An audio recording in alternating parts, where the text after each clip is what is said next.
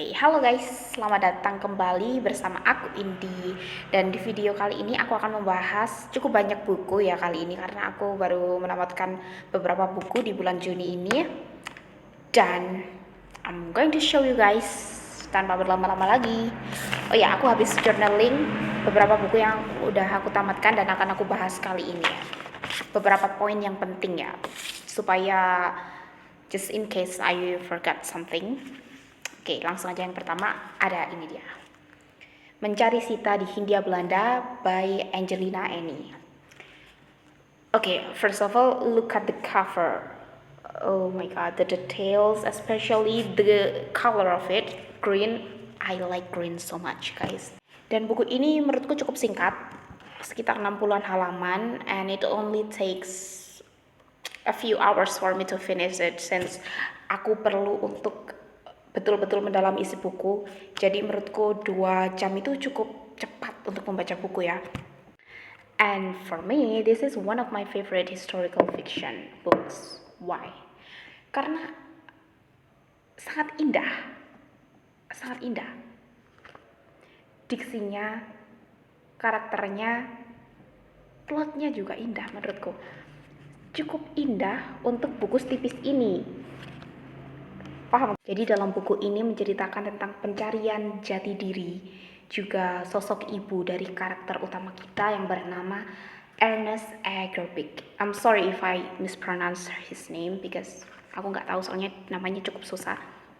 Dan dalam buku ini juga menyinggung isu tentang pembatasan mobilisasi dan juga kesenjangan yang dialami oleh etnis Tionghoa di Hindia Belanda pada masa itu. Jadi aku juga belajar beberapa sistem yang diberlakukan pada masa itu. Contohnya seperti ini ya. Passenstelsel adalah sistem perizinan perjalanan di mana warga keturunan Tionghoa diharuskan untuk memperoleh surat izin. Ada juga bermacam-macam deh. Aku belajar kosakata baru dan juga belajar sistem-sistem baru yang dulu pernah ada gitu di Hindia Belanda. So now let's move to the next book. Laut Bercerita oleh Leila S. Chudori. Ini kan bukunya udah viral lama banget ya. Dan akhirnya pada bulan ini finish juga.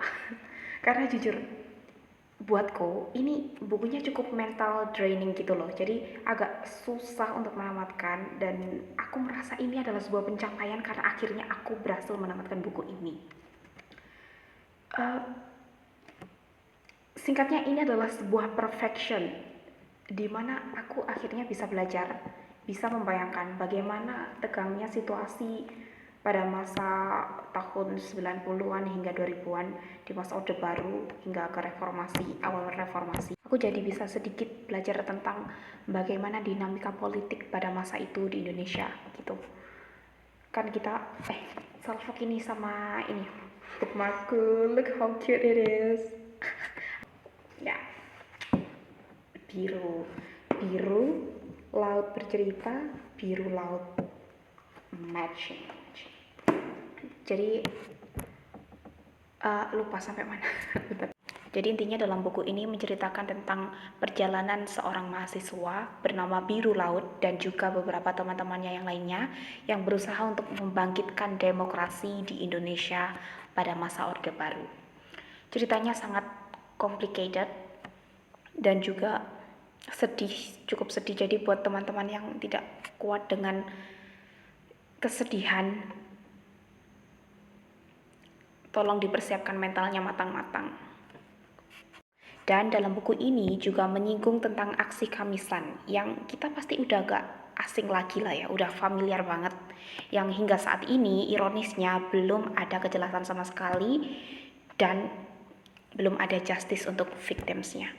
Jadi intinya, it was worth every tear I shed while finishing this book. Good. And here it comes, the last book I finished reading in June. La Antigua Libreria by Sandrita.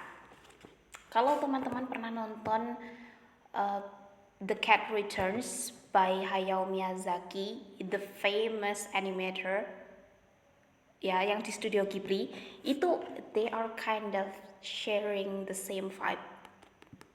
Jadi ini singkatnya tentang Laksmita, tokoh utama kita, seorang mahasiswi desain interior tahun terakhir di Madrid. Oke, jadi Laksmita ini sedang berjuang menghadapi tesisnya gitu ya. Terus secara misterius dia bertemu dengan seekor kucing. Nah, jadi interestingnya kucing itu tiba-tiba berubah jadi seorang laki-laki guys. Nah, ini agak konyol sih, agak konyol tapi cukup apa namanya membuka imajinasi gitu loh. Jadi aku selama membaca ini gimana ya, enjoy, dan kan nggak berat gitu ya pembahasannya, jadi enjoy, tapi minusnya ini agak bertele-tele. Jadi aku mulai enjoy itu sekitar di chapter di chapter 36 sampai 42. Ini mendekati ending kan. Di chapter itu baru merasa wah gitu loh, cukup interesting. Bentar.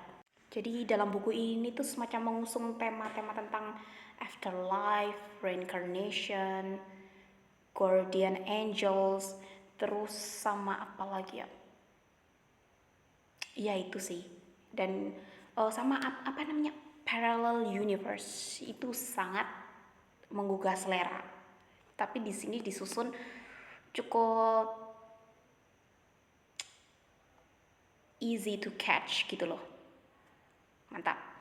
Teman-teman, jadi itu saja ketiga buku yang sudah aku tamatkan di bulan Juni ini. Terima kasih sudah menonton. Selamat membaca. Bye-bye.